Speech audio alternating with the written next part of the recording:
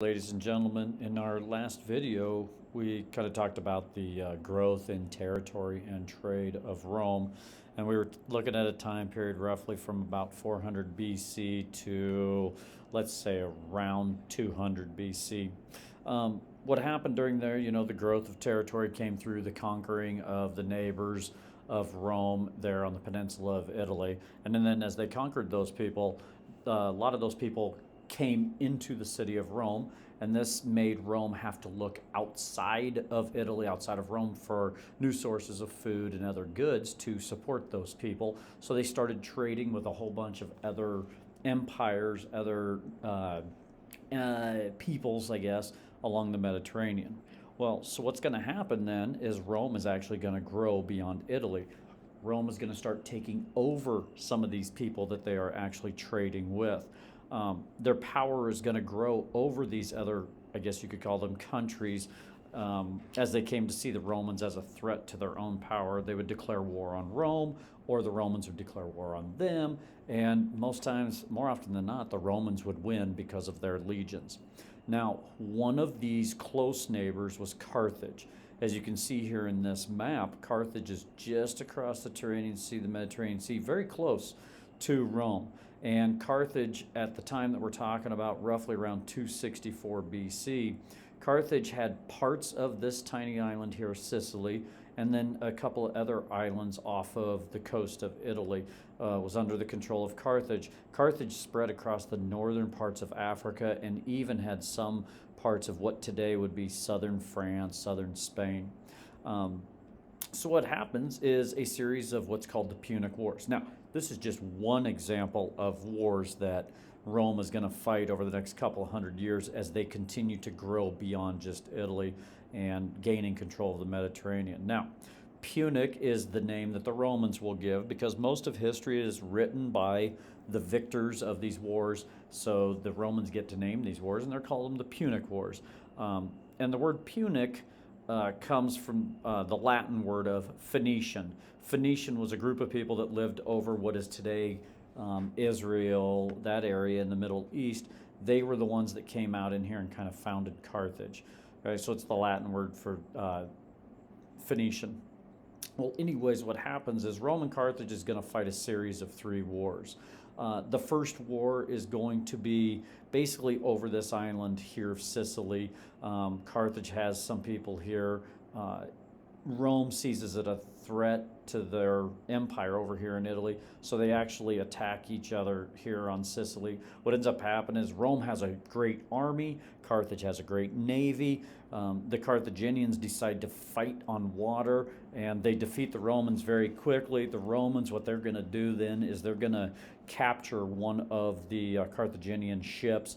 They'll take it back here to Italy, and they'll create several other ships just like it. They will put their legionnaires on those ships, come back out here into the Mediterranean and fight the Carthaginians. And what they do is get as close as they can to that ship, and then their legionnaires will get onto the Carthage ships, and then really there's nothing the Carthaginians can do to fight them off. What ends up happening is the Carthaginians surrender and they go back to Carthage. This island here ends up becoming under the power of Rome, as do these 2 islands here. Then there's going to be the Second Punic Wars. Okay? And the Second Punic Wars are going to start around 218 BC. This is the one that becomes the most famous of the Punic Wars. This Second Punic War is going to feature Hannibal. Hannibal is this brilliant general from Carthage. He was born right about the end of the First Punic Wars, and he is going to kind of take his revenge out, what he feels like his revenge out on the Romans. Because once that First Punic War was over, a lot of bad things, depression, things like that occurred in Carthage. So what Hannibal does is, you can see his route here. He will leave Carthage with his elephants. There's some stipulation or some speculation that he had 80 elephants, other around 40 elephants, whatever, it doesn't matter. He brought some African elephants over here. They traveled across this land, over the Alps, down even through the Apennines, and these elephants will lead his army against the Roman legionnaires. And they will basically just terrorize the entire peninsula of Italy. Now, the thing is, they cannot get inside Rome, though. They cannot defeat the actual city of Rome, but they terrorize so much of this island here. And the Roman army, the generals know, hey, we can't defeat Hannibal and his elephants here. So what the Romans do is they actually leave Sicily and they go over here and they attack Carthage.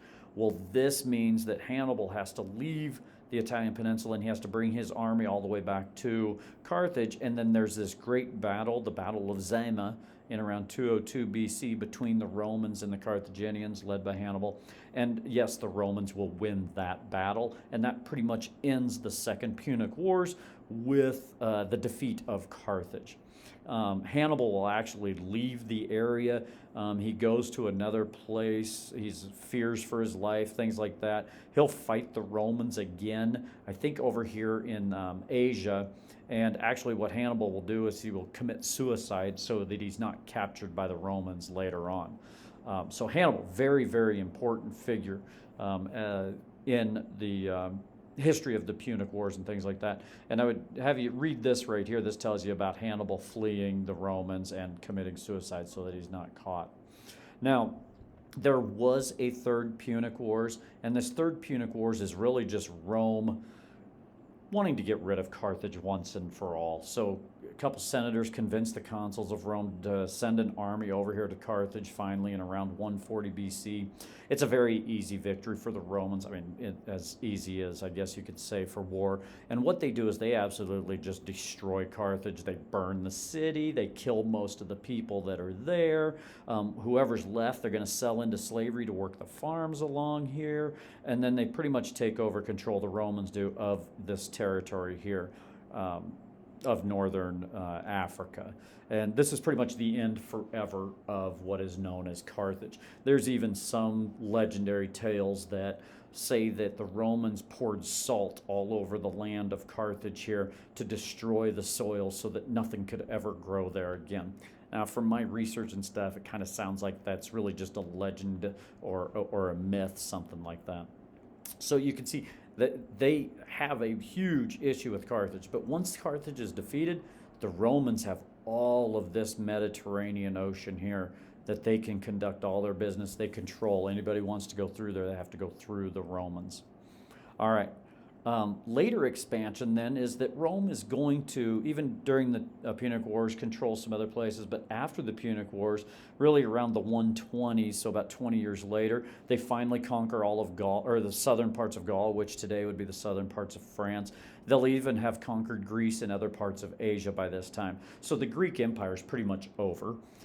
If that was something we would have studied before the Romans, but we did not. But the Greek Empire is over. The Romans take over pretty much whatever the Greeks used to control. Now, one thing I want you to understand is that the Romans will treat the Greeks a lot differently than they did the Carthaginians. And one of the reasons why is because basically when the Romans came to Greece to conquer Athens, Sparta, all that area, pretty much the Greeks said fine. They really didn't put up a fight at all. And the Romans pretty much treated the Greeks nicely. Pretty much they said, hey, supply us with some soldiers, maybe pay a few taxes here and there. We'll let you have your language, we'll let you have your religion, we'll let you have your education, all that type of stuff. We don't really care how you live your life. Just kind of pay us and give us some soldiers. And the Greeks were like, okay. And really what ends up happening is a lot of the Greek culture gets put into the Roman culture that will continue. If you think about the gods, mythology and stuff like that, most of those Roman gods are just an adaptation of the Greek gods. A lot of the Greek literature, philosophy, religion, ideas of education, how to govern is going to come from the Greeks. So I do want you to understand that difference between the way the Carthaginians were treated and the Greeks after they were defeated. All right. What we'll do, or we can see right here, is this is basically showing you all the lands by 100 BC that the Romans control. It's a lot. It's the orange, it's the purple, and everything else too. Okay. The next video is going to talk about other crises that will strike the Republic, and really those crises are homegrown crises of issues that are happening really inside Rome itself. But we'll save that for the next video. Okay, make sure you fill out your notes if you need to add anything to your Section 3 notes. Thank you.